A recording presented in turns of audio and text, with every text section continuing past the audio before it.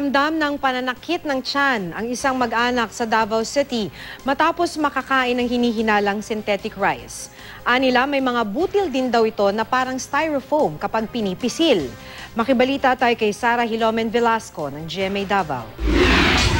Pagkatapos mapanood sa telebisyon ng isang mag-anak sa Barangay Santo Niño District, Davao City, ang itsura ng pinaniniwalaang synthetic rice na nabili ng isa ring mag-anak sa Davao City noong isang linggo, sinuri nila agad ang tirangkanin nila na inilagay sa kanilang refrigerator para gawin umano nilang champorado.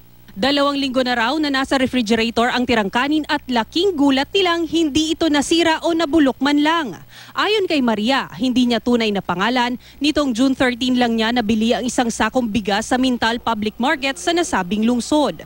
Mabilis umano nila itong naubos dahil ipinababaon sa kanilang mga trabahador at inihain din nila nitong nakarampista sa kanilang lugar.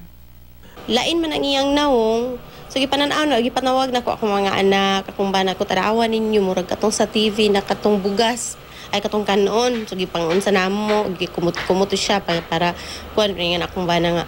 Hala, pareha gyud, so nanawag mi og silingan, gipatanaw namo kung pareha ba gyud siya. So namin nga silingan nga ningon nga, mo to kung gitawagan sa kapitan. Tulad ng nauna nang naibalitang umano'y synthetic rice na nabili sa isang tindahan sa lungsod noong isang linggo, may mga butil din ng kanin na tila bumabalik sa forma na parang styrofoam, pero may halo na itong regular na butil na napipisa kapag pinipisil. Nangangamba ngayon ang mag-anak na baka nga synthetic rice din ang kanilang nakain. Dagdag pa ni Maria, pagkatapos kumain ng nasabing bigas, nakaramdam sila ng pananakit ng tiyan na pinaniniwalaan nilang resulta sa pagkain ng synthetic rice. Naa siya, pero baliwala lang manggod sa amo sir, kay kato nga time mong reklamo akong dalagita nga sakit daw iyang tiyan, wala lang sa ko tagaanan po na ako dayon og tambal sa sakit sa tiyan niya akong bana magreklamo nga murag gikalibanga siya, tagaanan po dayon og kuan sa kalang kalibanga, pero wala gyud sa among isip nga katong bugas ang hinungdan. Pumunta rin agad ang ilang tauhan ng National Food Authority at pulisya para suriin ang retailer ng bigas na nabilhan ni Maria at para makakuha na rin ng sample. Sa ngayon, hindi lalampas sa 50 sample rice mula sa mga pinagdududahang supplier ng bigas ang nakuha na ng NFA.